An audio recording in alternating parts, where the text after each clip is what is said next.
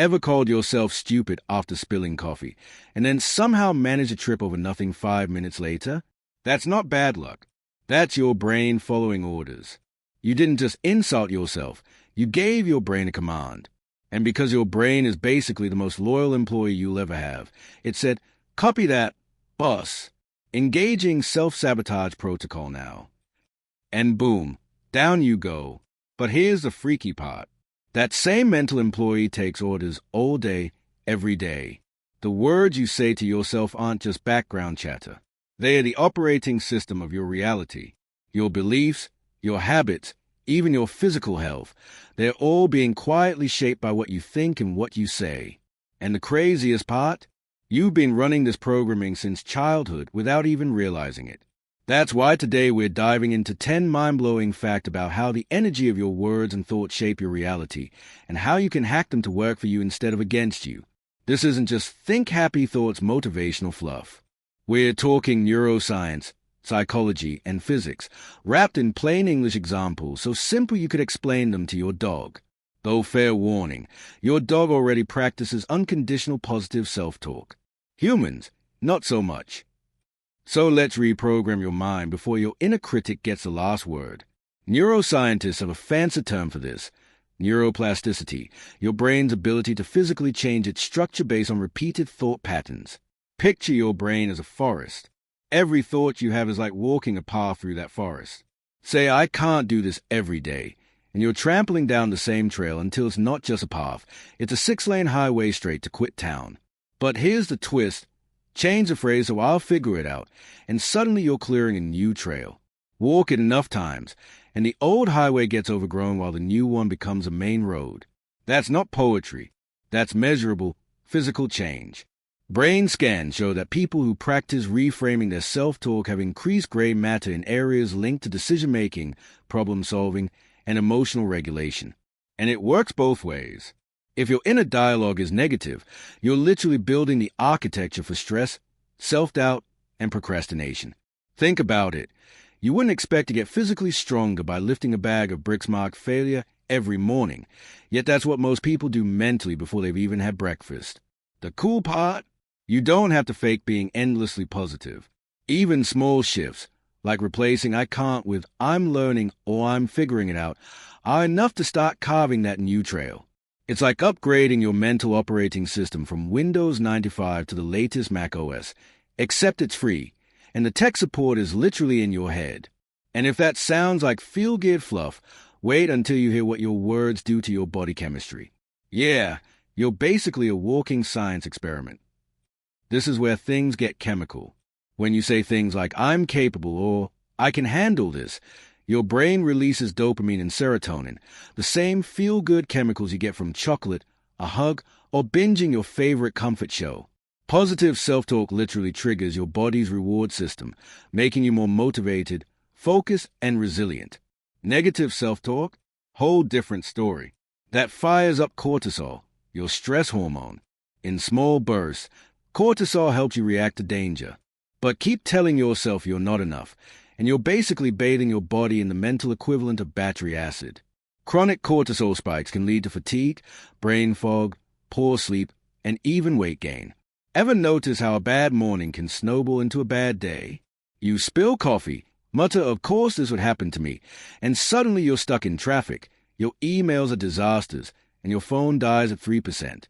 That's your cortisol-fueled tunnel vision in action. Your words start to cascade, and your body follows a script. The fascinating part? The shift happens fast. In one study, people who spent just a few minutes practicing positive self-talk before a stressful event had significantly lower cortisol levels afterward. That's less than the time it takes to scroll your feed for cat videos. So yeah, your pep talk can chemically outperform your morning espresso. But it gets even weirder when we zoom out to quantum physics. Here's where it goes from "oh, that's interesting" to "wait, am I a human Wi-Fi router?" Brain activity isn't just electrical, it's also magnetic. When neurons fire, they create tiny electromagnetic fields that can be measured with equipment like EEGs, electroencephalograms, and MEGs, magnetoencephaly. Translation: your thoughts are literally broadcasting signals into the space around you. Ever walked into a room and felt tension before anyone spoke? That's your brain picking up on someone else's mental signal. Or maybe you felt instantly comfortable around a stranger for no logical reason. That's the same phenomenon, but on a good frequency. It's not mystical, it's biology. Humans evolved to detect microsignals for survival. Back in prehistoric times, picking up on another hunter's fear could be the difference between eating dinner or becoming dinner. Now, instead of saber-toothed tigers, we're reading signals about deadlines, family drama, or whether Greg from accounting is silently furious about his missing lunch. This mental broadcast also explains why your self-talk matters for other people, not just you. If your internal narrative is harsh and pessimistic, that vibe leaks into your tone, posture, and micro-expressions, and people feel it, even if you never say a word. On the flip side, if your inner dialogue is grounded in curiosity, optimism, and possibility, you radiate approachability. It's why charismatic leaders can make you feel energized just by being in the room. Their internal station is tuned to a channel you actually want to listen to. And here's the kicker, you can train this frequency. Gratitude journaling, mindfulness, and positive reframing aren't just trendy. They literally shift your brain's broadcasting pattern over time. Which means your inner dialogue isn't just talking to you, it's subtly tuning the room around you. And speaking of tuning, sound is vibration. That's not philosophy, that's physics. And vibration moves matter. Masaru Emoto's water experiments, though debated, made for some jaw-dropping visuals. Water exposed to words like love or gratitude formed intricate, symmetrical ice crystals, while water spoken to with hate or disgust formed chaotic, fractured patterns. Now, whether you buy Emoto's exact method or not, the underlying fact is solid. Sound waves change the way molecules behave. Think about a loud bass at a concert making your chest vibrate, or an opera singer shattering a wine glass. Same principle. Your voice is constantly sending ripples through the air, and those ripples hit more than just ears. In one experiment, sound frequencies were shown to move tiny particles of sand into geometric patterns, a science called semantics. Different tones produce completely different shapes. So here's the thought bomb. If your words are vibrations, and vibrations shape matter, then every sentence you speak is, in a microscopic way, sculpting the physical world around you. Your own body is about 60% water. What do you think happens when the soundtrack you play in your head all day is, I'm not good enough, or nothing ever works out? That vibration is sloshing around inside your cells. Conversely, swapping that for I'm learning or I'm resourceful is like switching your internal playlist from horror movie static to an upbeat track that makes every cell in your body want to dance. And if air molecules are listening, guess who else is? Your subconscious, the part of your brain that runs 95% of your life without you even noticing. Your subconscious mind is brilliant, but about as nuanced as a brick. Say, I'm dying to try that. You know you mean it playfully, but your subconscious just files away dying as a relevant concept. Same with I'm broke, I'm stupid, or I always mess this up. Think of your subconscious like a loyal but clueless intern. It's eager to help, but it doesn't understand sarcasm or metaphor. It just hears the words and starts scanning reality to make them true. This is why affirmations work best when phrased in the positive. Instead of I'm not lazy, say I'm getting more productive every day. Instead of I'm not scared, say I'm becoming braver. Your subconscious mind also runs on repetition. One panic thought won't rewire your life, but hundreds of them, that's a pattern. This literal-minded nature is exactly why athletes visualize success before competition. They see themselves winning, and their subconscious gets busy adjusting muscle memory, reaction time, and confidence to match the script. It works in the negative, too. Keep repeating, I'm terrible with money, and your subconscious will skip right past opportunities to improve because it assumes your role is already set. Bottom line, talk to your subconscious like you talk to a well-meaning but easily confused friend. Give it clear, positive, specific instructions, and it will move mountains to follow them. And if you think that's scary, buckle up, because your self-talk can literally alter your memory of the past. Here's something unsettling. Your memory isn't a perfect recording. It's more like a Wikipedia page. You can edit it, and so can other people. Psychologists Elizabeth Loftus and John Palmer showed participants a video of a car accident, then asked how fast the cars were going when they hit each other. Another group was asked when they smashed into each other. The smashed group estimated higher speeds and were more likely to remember seeing broken glass, even though there wasn't any. That's the power of a single word. Now apply that to your self-talk. If you describe a past failure as a total disaster, your brain stores it as such. But if you call it a valuable lesson, over time, that becomes the official version in your mental archive. This matters because your brain uses the past to predict the future. A total disaster memory makes you cautious, fearful, and less likely to try again. A valuable lesson memory, that makes you resilient and open to risk. You're not just remembering your life, you're curating it. You're the director, the editor, and the screenwriter.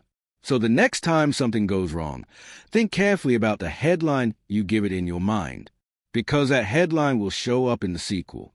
And if you can edit the past, guess what? You can pre-edit your future. When a pilot sets a destination, the plane's navigation system constantly makes small corrections to stay on course. Your brain does the same thing, except your destination is set by your dominant self-talk. Keep saying, "I'm always late," and your brain will unconsciously make decisions to prove yourself right. Hitting snooze, underestimating travel time, starting tasks right before you have to leave. But change that to "I'm becoming more punctual," and your brain starts looking for ways to make that true. You'll notice the earlier bus, check traffic sooner, or leave with a buffer without even thinking about it. This works for bigger life goals. 2. "I'm terrible at relationships" programs your GPS for repeat heartbreak. "I'm learning how to be a great partner" sends you toward healthier dynamics. Your mental GPS doesn't care if you're setting it towards Success City or Failureville. It just follows the coordinates you give it. But it's not just your timing that's on the line. Your vocabulary can actually predict your lifespan. In the famous Nun study, researchers analyzed handwritten autobiographies from over 600 Catholic nuns, written in early adulthood. Decades later, they compared the emotional tone of those writings to the women's lifespans. The results? The most positive writers live, on average, a full 10 years longer than the least positive. And it wasn't just optimism, it was a habitual use of constructive, life-affirming language. Those who wrote with gratitude, curiosity, and joy had better health outcomes, even when controlling for other factors. Positive language reduces chronic stress, improves immune function, and fosters social connection, all of which add years to your life. In short, your words don't just shape your mood. They shape your biology. Okay, so your word can add years to your life, but they can also add weight to your wallet. Tell yourself, "I can't afford it," and your brain shuts down. That's a dead-end sentence. No action, no solutions. But say, "How can I afford it?" And suddenly your brain kicks into problem-solving mode, looking for extra income, creative financing, or cost-cutting opportunities. Same with business. If your inner dialogue says, "I'm bad at selling," you'll avoid making offers. Change it to, "I'm learning how to sell in a way that feels authentic," and you'll start experimenting until you find a style that works. Wealthy people aren't immune to fear. They just tend to frame challenges as solvable puzzles rather than permanent barriers. That framing starts with language. And finally, the ultimate MIC drop. This is the one that makes people sit up and start editing every sentence they say. The two most powerful words in any language? I am. Whatever follows that becomes part of your self-concept. "I am bad with names" isn't just a statement. It's an instruction to your brain to not even bother trying.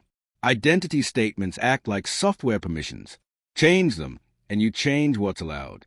Say, "I am becoming healthier," and your brain will flag opportunities to make that true, walking instead of driving, ordering the salad, skipping that third soda. This is why elite coaches get their clients to shift from "I'm trying" to "I'm doing."